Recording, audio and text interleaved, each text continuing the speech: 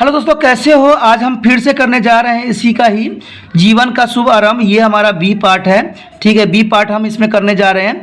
आपको मैं पहले ये पार्ट में इसके जीवन आरंभ के बारे में बता चुका हूँ, लेकिन अब जो है हम उसके बारे में जानेंगे कि भ्रूण के विकास को प्रभावित करने वाला कारक ऐसा कौन सी चीज़ जो होती है जो भ्रूण को प्रभावित करती है और भ्रूण को नुकसानदायक भी पहुंचा सकती है।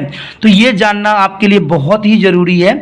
अगर आपने ये बात नहीं जाना है तो शायद आपको जो मातृत्व का जो सुख होता है वो शायद आपको ना मिले, क्योंकि माता पिता का सुख जो होता है कुछ इन्हीं कारकों पर डिपेंड करता है। अगर इन कारकों के बारे में अगर आप नहीं जानिएगा तो शायद आपके जो विवाहित जीवन होगा, जो आने वाला समय होगा, शायद उसमें आप इन सब सुखों का प्राप्त नहीं कर पाओगे। तो थोड़ा ध्यान से इसको पढ़िएगा और ध्यान से समझने की कोशिश कीजिएगा। और मैं फिर से कहूँगा कि वीडियो को बीच में मत छोड़ दीजिएगा, नहीं तो आपको अधूरा ज्ञान मिलेगा। और अधूरा ज्ञान जो होती है सबसे खतरनाक होती है, ठीक है। कहते हैं ना कि दुश्मन सबसे बड़ा जो इंसानों का होता है वो अधूरा ज्ञान होता है। अधूरे ज्ञान की वजह से क्या होते हैं, वो बड़े बड़े जो होते हैं विश्व युद्ध तक भी करवा देते हैं। तो इसलिए मैं यही बात आपको कहूँगा कि अधूरा ज्ञान ना रखिए, समझिए तो अच्छे से समझिए। नहीं समझना है तो कोई बात नहीं, लीव कर जाइए, मुझे इससे कुछ भी नहीं मिलने वाला है। मैं तो आपके भलाई के लिए कोशिश कर रहा हूँ करने का, ठीक है। आपने देखा होगा कि मेरा अपना एक अंदाज अलग है, ठीक है। चलिए, ये तो आप पे डिपेंड करता है। हम अपना टॉपिक जो है वो आगे कराते हैं। देखिए, भ्रूण के विकास को प्रभावित करने वाला कारक कौन सी होती है। विकसित होता हुआ भ्रूण हालांकि गर्भाशय में सुरक्षित रहता है, किंतु यह कुछ कारकों से प्रभावित भी होती है। तो बात तो सही है। आपने देखा होगा कि कोई गर्भवती महिलाएं होती है तो हम कहते हैं कि भाई खाने पे ध्यान रखो, वजन ना उठाओ, ठीक है। पपीता वाला चीज़ ना खाओ, जैसे फिसलन वाली चीज़ जो होती है, ठीक है। थोड़ा सा अपने एक्टिविटी पे ध्यान दो। तो ये सब चीज़ें क्यों हम बोलते हैं। कोई भी वृद्ध महिलाएं होती हैं, किसी भी महिलाओं को यही राय विचार और यही सलाह मशवरा देते हैं। तो दोस्तों, वो जो वृद्ध महिलाएं हैं या आपके दादा दादी हैं या नाना नानी हैं, ऐसा विचार विमर्श इसलिए देते हैं, या माता पिता हो, तो उनका भी ये अनुभव होती है कि कुछ चीज़ जो होती है ना जो भ्रूण को प्रभावित कर सकती है, क्योंकि भ्रूण जो होती है अविकसित होती है और शरीर में बहुत ही सेंसिटिव फॉर्म में होती है। अगर आप कुछ ऐसे गतिविधि करोगे तो जनरल सी बात है वो क्या होगा, प्रसव जो है प्रसवपात हो जाएगी। और अगर प्रसवपात हो जाएगी तो फिर जो भ्रूण बनना मुश्किल हो जाएगा फिर। और कई तरह की औरतें जो होती है इसके बाद बहुत तरह की समस्याओं का सामना करना पड़ जाता है। तो ये भी बात बहुत जरूरी है। चलिए देखते हैं पहला स्थिति क्या है। माँ की भावनात्मक स्थिति में देखिए, भावनात्मक पहली बात तो आपको पता ही, कोई भी स्त्री गर्भ धारण करती है तो कहते हैं कि उसके आसपास लड़ाई झगड़ा या किसी तरह के विवाद नहीं होना चाहिए। क्यों? क्योंकि ये बच्चे पर प्रभाव पड़ता है। दोस्तों, इसका साक्ष्य आप महाभारत से भी देख सकते हो, क्योंकि जब आपको पता है कि अर्जुन अपनी पत्नी को कहानी सुना रहा था तो उस समय गर्भ में अभिमन्यु था। और अभिमन्यु ने क्या सुना था? आधे इन्फॉर्मेशन सुना था कि नहीं। आपने महाभारत भी देख रखे होंगे, मुझे बोलने की जरूरत नहीं है। और इसके वजह से क्या हुआ, अधूरा जानकारी की वजह से उसने चक्रव्यूह में प्रवेश करना तो सीख लिया था माँ के गर्भ में, ठीक है। लेकिन उसने क्या किया था, जब उसके पिता बाहर निकलने की प्रक्रिया को बता रहे थे तो माँ जो थी सो गई थी, और जिसकी वजह से बाहर निकलने की प्रक्रिया उसको समझ नहीं आया था। तो इसके वजह से क्या हुआ, अभिमन्यु को कौरव के द्वारा मार दिया गया, ठीक है। अगर वो उसकी माँ अगर सोई नहीं होती तो शायद ये प्रॉब्लम नहीं होता और अभिमन्यु जिंदा भी रहता। तो यही बात यहाँ कहा कि भावनात्मक, यह माना जाता है कि मानसिक रूप से स्वस्थ माँ की एक स्वस्थ शिशु को जन्म देती है। इसलिए माँ को लंबे समय तक तनाव तथा दबाव की स्थिति में नहीं रहना चाहिए। माँ को उत्तेजना, निराश, भय तथा दुख की भावनाओं से भ्रूण पर प्रभाव पड़ता है और इसके कारण जन्म के पश्चात शिशु में चिड़चिड़ेपन की समस्या उत्पन्न हो जाती है। देखते हो आजकल जो भी बच्चे हैं काफ़ी गुस्से वाले जन्म लेते हैं, काफ़ी छोटी छोटी बातों पर गुस्सा करना जानते हैं। तो दोस्तों, इसका कारण यही होता है कि माँ जो होती है, जब उनके गर्भ में बच्चे होते हैं तो माँ जो होती है गलत चीज़ों को देख रही होती है, गलत चीज़ों को अनुभव कर रही होती है। तो इसके वजह से क्या होता है, उसके जो बच्चे होते हैं वो चिड़चिड़े होते हैं, वो अनपढ़ टाइप बन जाते हैं और उनका नॉलेज जो होता है बहुत श्रिंक होती चली जा रही है। तो ये सब बातें बहुत ही मान्य रखता है। आप चाहे मानते हो चाहे नहीं मानते हो, ये जो है एक परम सत्य है जिसे आप भी समझ सकते हो, ठीक है। आगे है माँ का आहार। देखिए दोस्तों, ये तो था उनकी भावनात्मक की बात, लेकिन बच्चे का जो शरीरी विकास होता है वो उनकी माँ के आहार से होता है, ठीक है। तो माँ के पोषक आहार लेना चाहिए ताकि उसके शरीर को विकास होने के लिए उचित आहार प्राप्त हो सके। ऐसा इसलिए क्योंकि भ्रूण के लिए आवश्यक ऑक्सीजन तथा भोजन उसे माँ के गर्भनाल से प्राप्त होती है। आपको पता ही है दोस्तों, मैंने पहले ही कह चुका हूँ कि जो भ्रूण होता है वो ऑक्सीजन और भोजन माँ के गर्भनाल से लेता है, यानी जो आपका प्लेजेंटा होता है वो शरीर में किसी भी जगह पे चिपक जाता है और वहाँ से जो माँ के जो ब्लड होती है उसको शेक करता है, क्योंकि माँ जो खाएगी वही ब्लड बनेगा और वही ब्लड जो होता है बच्चों में जाता है। तो जैसे वो पदार्थ खाएगी माँ, बच्चों में उसी प्रकार के मांसपेशियों में विकास होगा। ठीक है, यदि माँ का आहार अपर्याप्त नहीं है या उसमें कुछ पोषक तत्व का अभाव है तो जन्म के समय नवजात शिशु भी कमजोर होगा। ये तो जनरल सी बात है कि मैंने पहले ही कहा है कि जो माँ को ब्लड होगा वही बच्चे का भी ब्लड रहेगा, उसी से ही पोषण मिलता है इसको। इस प्रकार के शिशु जल्द ही संक्रमण से प्रभावित हो जाएंगे और आपने देखा भी होगा कुछ बच्चे जो होते हैं काफ़ी संक्रमण से प्रभावित होते हैं और बदकिस्मती से उनका जीवन भी समाप्त हो जाती है। तो इन सब कारण का जो होता है माँ ही बनती है कारण, क्योंकि माँ को ऐसी चीज़ों में या वहाँ के जो लोग हैं जो उनके प्रियजन हैं उनको इस बात पे ध्यान रखना चाहिए, जो स्त्री जो गर्भवती है उनको ऐसी माहौलों में उनको रखने की कोशिश करना चाहिए या ऐसे पोषण तत्व खिलाने चाहिए जो बच्चे को लिए बहुत ही आरामदायक हो, सुखदायक हो, जिससे बच्चे का शरीर का पुण्य विकास हो। अब बच्चे का पुण्य विकास नहीं होगा तो जनरल सी बात आपको भी नॉलेज है कि बच्चे जो होगा कुपोषण का शिकार हो जाएगा, उसे माल न्यूट्रिशन के नाम दिया गया है। जन्म के पश्चात बीमार हो जाएगा और एक गर्भवती महिलाओं के आहार में निम्नलिखित तत्वों के अनिवार्य रूप से होना बहुत जरूरी है। देखिए क्या जरूरी है, हड्डी के विकास के लिए आवश्यक कैल्शियम हेतु दूध का सेवन करना बहुत जरूरी है। ठीक है, जो रात्रि के समय है स्त्री को दूध का सेवन करना बहुत ही जरूरी है।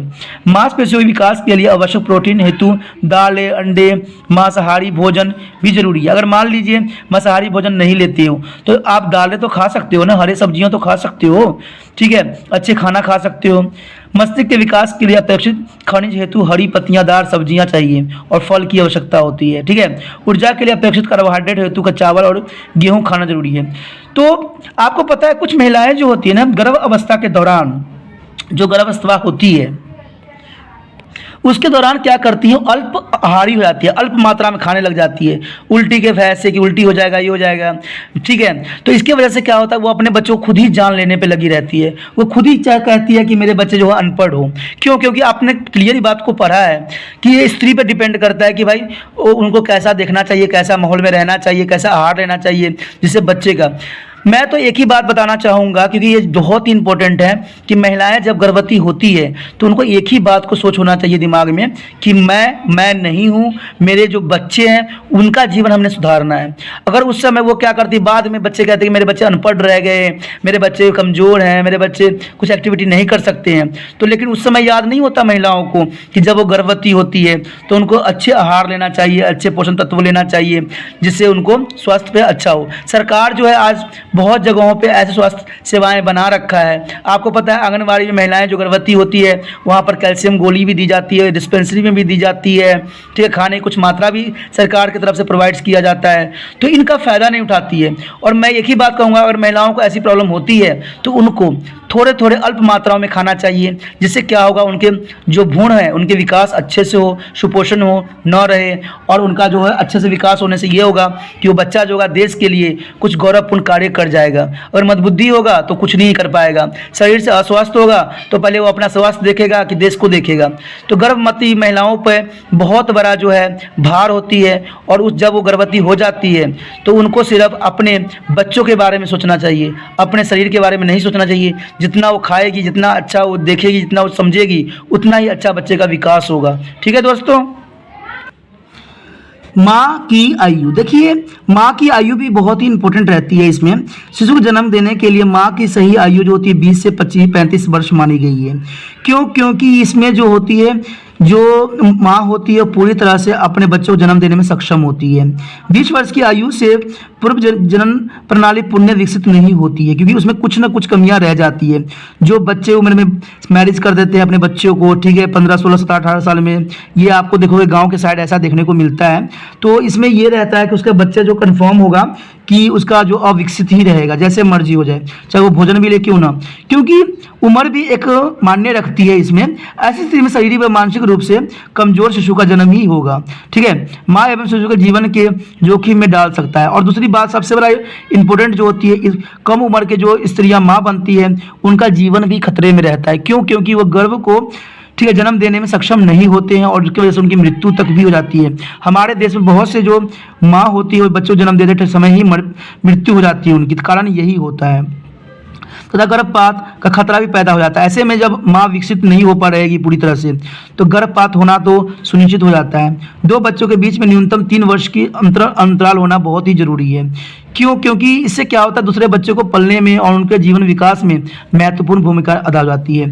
क्योंकि अगर बच्चे देखिए, अगर आप ही समझिए कि अगर बच्चे जो है, एक बच्चा जो 1 साल का, दूसरा जो बच्चा जन्म लेने वाला है, तो बच्चे का विकास कैसे हो पाएगा? जो माँ से पोषण मिलना चाहिए वो भी नहीं मिल पाएगा, जो माँ से जो उनकी भावनात्मक विचारधाराएं होती, सोच होती है वो भी नहीं मिल पाएगा, क्योंकि माँ जो है दूसरे बच्चों की तैयारी में लग जाएगी।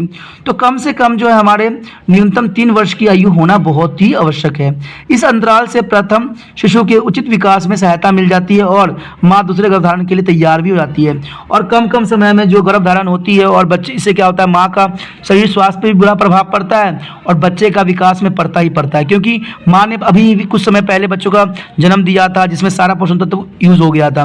अब दोबारा से अगर माँ गर्भवती बन जाती है तो जनरल सी बात है कि इसमें आप भी समझदार ही हो, ठीक है, इससे माँ का जो होगा शरीर का विकास नहीं हो पाएगा। ठीक है, आगे है माँ द्वारा दवाइयों का सेवन। कुछ दवाइयाँ गर्भनाल में होते हुए शिशु के शरीर में प्रवेश भी कर सकती है, इसलिए एक गर्भवती महिलाओं को किसी प्रकार का दवा लेने से पूर्व डॉक्टर से सलाह लेना बहुत ही जरूरी है। आपने ये नहीं कि खुद ही डॉक्टर बन जाना है गर्भावस्था के दौरान, आपने पहले जो भी कोई चिकित्सक है उससे सलाह मशवरा कीजिए, क्योंकि ये आपके शिशु पे प्रभाव डाल सकता है। गर्भवती महिलाएं को डॉक्टर की सलाह के बिना कोई भी दवाई लेना नहीं चाहिए। उसे गर्भावस्था के दौरान एक्सरे से बचना चाहिए, क्योंकि एक्सरे से जो होता है बच्चों को नुकसान पहुंचता है। और आप जहां भी जाओगे ना, एक्सरे जहां पर होती है वहां पर क्लियर लिखा होता है कि जो गर्भवती महिलाओं उनको प्रवेश जो है निषेध है, वो नहीं अंदर आ सकती है, क्योंकि उनसे गर्भाशय में भ्रूण के विकास में हानि पहुंचती है, उनको काफ़ी प्रभावित हो जाता है। आपने एक बात जानते ही होंगे कि अल्ट्रासाउंड वह तकनीक है जिसमें ध्वनि तरंगों की जो होती है प्रभावित किया जाता है, प्रभावित करता है, और जो ये होता है कि विकास तथा वृद्धि के जांच की जाती है। ये एक अत्यंत सुरक्षित प्रक्रिया है और इसमें अजन्मे शिशु के किसी भी प्रकार का कोई भी नुकसान नहीं होता है, क्योंकि अल्ट्रासाउंड से इसमें किसी प्रकार का कोई नुकसान होने के चांसेस नहीं होते हैं, क्योंकि इसकी जो है एक्स रे नहीं निकलती है, कम रे निकलती है जो आसानी से उसको ऑब्जॉर्व हो सकती है। यह प्रक्रिया आरंभिक अवस्था में भ्रूण में किसी प्रकार के विकास का पता लगाने के लिए अत्यंत आवश्यक उपयोगी है। तो डॉक्टर इसलिए प्रयोग करते हैं कि भाई कहीं बच्चे में कोई तरह का कोई प्रॉब्लम तो नहीं है जिसकी वजह से आने वाला समय में उसको परेशानी का सामना करना पड़ सकता है। भ्रूण को प्रभावित करने वाले रोग और कीटाणु, कौन कौन चीज़ें जो है गर्भ दौरान के दौरान जो है बच्चे को प्रभावित कर सकता है। यदि माँ को कोई बीमारी होती है तो जैसे जर्मन मिल्स या कोई समग्र रोग या जैसे यौन संक्रमण रोग या एड्स, तो कई बार उसके कीटाणु पतले नालिकाओं की भित्ति से होते हुए भ्रूण तक पहुंचकर उसके विकास को प्रभावित करती है। इसलिए गर्भ अवस्था के दौरान माँ को अत्यंत सावधान रहना चाहिए और संक्रमण रोगों से बचना चाहिए। ठीक है, महिलाओं को ये बात को बहुत ही ध्यान देना बहुत ही जरूरी है कि जब वो गर्भवती है तो वो किसी तरह से कीटाणुओं के संपर्क में ना जाए और उससे कोई तरह के बच्चों को नुकसान ना हो। देखिए बहुत ही जरूरी है किसी भी एक आदर्श बच्चे के जन्म के लिए। जो 6वां जो इम्पोर्टेंट है वो है नशीला पदार्थ एवं शराब, धूम्रपान। सिगरेट या बीड़ी जो होती है, धुआं, शराब या नशीला दवाइयों के रसायन जैसे अफीम गर्भनाल को रास्ते से भ्रूण की रक्त नालिका में पहुंच जाते हैं और उससे भारी नुकसान पहुंचाते हैं। तो महिलाओं को जब गर्भधारण रहता है तो उनको ये नहीं कि वो शराब नहीं पीते हैं या नशीले पदार्थ का सेवन नहीं करते, धूम्रपान नहीं करते, तो उससे सोचते हैं कि मैं तो भाई करती नहीं तो मुझे नुकसान क्या होगा। लेकिन आपके अगर कोई व्यक्ति वहाँ पर धूम्रपान कर रहा है, अगर आपने उसके पास जा रहे हो तो आप भी उसका धुएं को जो है इनहेल करोगे, लोगे, तो इससे कंफर्म हो जाएगा कि आपके जो भ्रूण होगा उस पर भी इसका प्रभाव 100% पड़ेगा। तो आपने सिर्फ इतना बचाव रखना है कि ऐसे जगहों पे ना जाएं जहां पर धूम्रपान जैसी प्रॉब्लम की जा रही है, आप उससे बचने की कोशिश कीजिए, नहीं तो ये आपके गर्भ पे बहुत ही नुकसान पहुंचा सकता है। तो इस तरह से जो है हमने 6 तरीका पढ़ा है, कारक पढ़ा है, जो कि कोई भी गर्भ को प्रभावित करने के लिए बहुत ही आसान तरीका है, जो किसी भी गर्भ को नुकसान पहुंचा सकता है। तो आपने इन्हीं चीज़ों के बारे में समझना है, फिर जाके गर्भधारण के बारे में आगे सोचना है। अब जो है हम देखते हैं गर्भवती महिलाओं की देखरेख एवं प्रसव पूर्व देखरेख। अब आप गर्भावस्था के लक्षणों से परिचित हो चुके होंगे, गर्भावस्था कैसे होते हैं और क्या लक्षण दिखते हैं और गर्भावस्था के 9 महीने के दौरान होने वाले प्रमुख परिवर्तन से अवगत हैं। गर्भित महिलाओं के गर्भाशय में तीव्रता से विकसित होने वाले भ्रूण के साथ उसे इस अवधि के दौरान शारीरिक तथा भावनात्मक तनाव का अनुभव होता है। ठीक है, हालांकि जीवन भर महिलाओं की उचित देखरेख करना अत्यंत आवश्यक है, किंतु गर्भावस्था तथा प्रसव के दौरान उसे अत्यधिक देखरेख की आवश्यकता होती है। देखो दोस्तों, क्योंकि जब औरतें जो होती है, जब माँ बनती है या गर्भ धारण कर लेती है, तो वो उसका शरीर एक नहीं रहता, वो 2 बन जाती है। ठीक है, तो उसका जो दायित्व है देख रेख करना भी आप लोग का भी फर्ज बन जाता है। जो घर में बुजुर्ग लोग हैं, जो माता पिता हैं, जो पति है, उनको भी देखना बहुत ही फर्ज बन जाता है। इसलिए उसे अपने आसपास के लोगों से काफ़ी सहयोग की आवश्यकता होती है, क्योंकि सहयोग नहीं रहेगा तो आगे वो अपने आप को नहीं संभाल पाएगी। आपने देखा होगा कि एक गर्भवती महिलाओं के पति, उसकी माँ, सास, परिवार की बुजुर्ग महिलाएं, परिवार के पुरुष सदस्य तथा पड़ोसियों की आंखों में उसके लिए विशेष चिंता या स्नेह पैदा हो जाती है, और होना भी चाहिए। ये सभी लोग गर्भवती महिलाओं को क्या करना चाहिए और क्या नहीं करना चाहिए इसकी सलाह देते रहते हैं। इस प्रकार की सलाह स्थानीय पद्धति एवं रीति रिवाज पर आधारित होती है। देखिए, सबका अपना रीति रिवाज होता है, तो उसी बेस पे वो जो महिलाओं को देख रेख करती है, गर्भवती महिलाओं के बारे में जानती है। इसलिए ऐसी किसी भी सलाह पर अमल करने से पूर्व प्रशिक्षित व्यक्ति को सलाह ले लेना बहुत ज़रूरी है। आपने देखा होगा जो बुजुर्ग महिलाएं होती है, वो बहुत सी बातें जो होती है अपने समय की बताती है, जो आज के समय में सूट नहीं करती है। तो इसके लिए भी हमें थोड़ा सा सावधान हो जाना चाहिए, क्योंकि इससे भी गर्भ को नुकसान पहुंचा सकता है। क्योंकि पुराने समय की बात कुछ और होती है और नए समय की बात कुछ और होती है। आज का समय थोड़ा बदल चुका है। ठीक है, इसलिए हमें थोड़ा सा डॉक्टरी सलाह लेना चाहिए। प्रशिक्षित व्यक्ति जो होता है, या आपने समझा होगा, पढ़ा होगा, उसी बेस पे आपको चलने की कोशिश करना चाहिए। सबसे पहली बात तो जो आती है चिकित्सक जांच। ठीक है दोस्तों, पहली बार राज्य धर्म न आने पर महिला यह जानने के लिए उत्सुक हो जाती है कि क्या वह गर्भवती है। इसका पता स्वास्थ्य केंद्र में जाकर डॉक्टर द्वारा एक सामान्य मूत्र परीक्षण के द्वारा किया जाता है। ठीक है ना।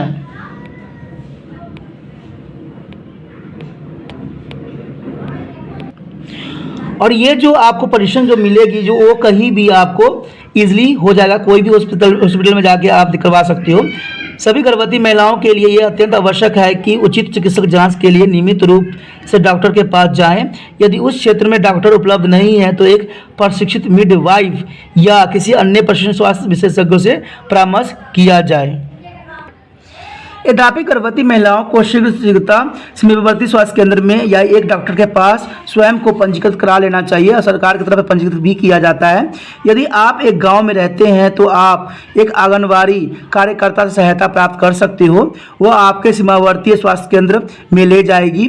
सर डॉक्टर यह सुनिश्चित करता है कि सभी गर्भवती महिलाएं कुछ नियमित रक्त तथा मूत्र जाँच को कराएँ, क्योंकि रक्त का जाँच होना बहुत ही जरूरी है। ये बच्चों पर इफेक्ट पड़ता है और देखा जाता है कि बच्चे महिलाओं में कितने मात्रा में ब्लड है। इनमें शामिल है कि हीमोग्लोबिन देखना बहुत जरूरी है, जो निमोनिया के लिए जरूरी है। और मान लीजिए कि अगर हीमोग्लोबिन बच्चों में कम है या महिलाओं में कम है, तो इससे हो सकता है कि निमोनिया का शिकार हो जाए।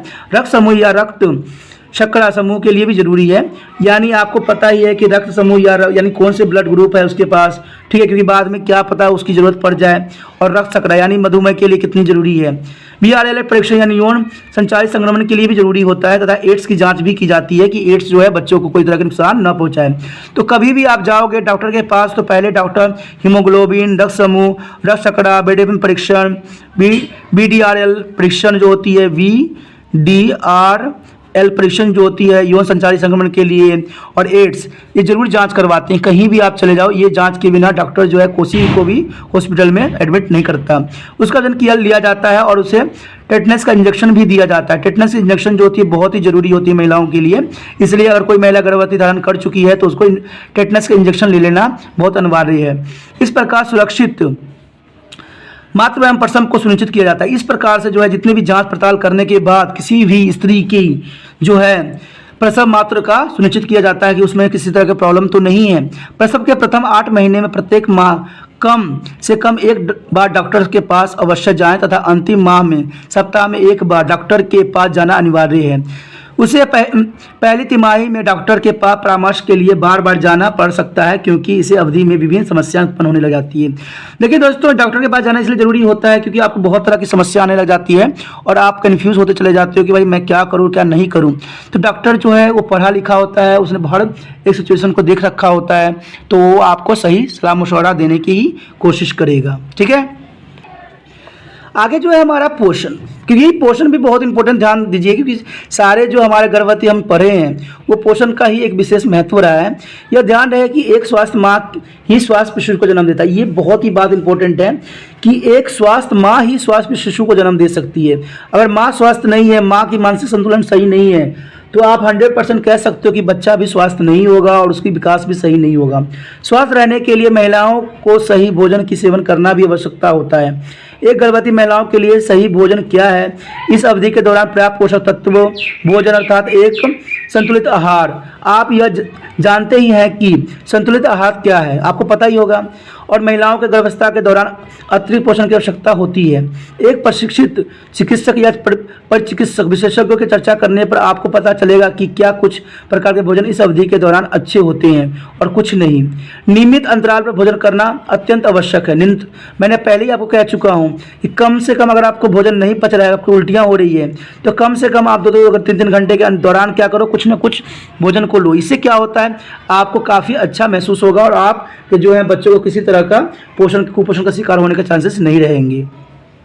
ठीक है, प्रातः तबीयत खराब होने की समस्या में निपटाना। गर्भावस्था के प्रथम 3 महीनों के दौरान मित्तियाँ या उल्टियाँ आना विशेष रूप से प्राप्त होती है। समय एक सामान्य समस्या है। प्रातःकाल की इस समस्या को निपटने के लिए गर्भवती महिलाएं सुबह एक टेस्ट या बिस्किट, ठीक है, टोस्ट या बिस्किट या पके हुए चावल खा सकती है जिसके समय मितली ना आ रही हो। उस समय भोजन करके अपने पोषक तत्वों की कमी को पूरा कर सकती है। देखिए, अगर मान लीजिए आपको सुबह सुबह ही उल्टियाँ आती है, तो सुबह के सुबह आप क्या करें, कुछ ऐसे पदार्थ खाएं, कम मात्रा में पदार्थ खाएं, लेकिन जिस समय आपको उल्टियाँ नहीं आती है आप उस समय पूरा भोजन ले लीजिए। इससे क्या होगा, आप अपना निपटारा सही से कर सकिएगा। तो कहते हैं ना कि देखिए, मैं एक बात हमेशा जानता हूँ कि कुछ भी जो होता है हमारे जीवन से आधारित होती है ना, वो हम अपनी समझदारी और अपनी चापलूसी और अपने ज्ञान के चस्सू पे इन बातों को रख के फिर जाके हम अगर आगे बढ़ें तो ये हमारे लिए बहुत ही इम्पोर्टेंट बात रह जाती है। ठीक है, आयरन से युक्त आहार का सेवन करके एनीमिया से बचा जा सकता है। तो दोस्तों, सबसे बड़ी प्रॉब्लम जो होती है किसी भी गर्भवती महिलाओं में, मैंने आपको पहले ही कह चुका हूं कि जो शिशु जो पलता है वो ब्लड से पलता है। ठीक है, तो ब्लड जो होता है महिलाओं के लिए गर्भ अवस्था के दौरान बहुत ही ज़रूरी बन जाती है। तभी तो सरकार जो है आयरन की गोली देती है जिससे उसको खून बने। और आपको पता है ये सब जो होती है हरे पत्तेदार सब्जियों में ही होती है। एक गर्भवती महिलाएं अपने भोजन में अनाज व दालें, हरी पत्तियां, सब्जियां, ग्रेन मीट्स जैसे गुर्दा, किडनी, स्पिन, अंडे, गुड़ शामिल कर सकती है जिससे प्रचुर मात्रा में आयरन प्राप्त हो सके। क्योंकि अगर ऐसा नहीं हुआ तो जो औरत होगी या जो स्त्री है, ठीक है, महिला हो जाएगी या मातृ जो ले रही होगी, उसको एनीमिया का जो है प्रॉब्लम आएगी ही आएगी। और ये जो है बच्चों में भी देखने को मिल सकता है।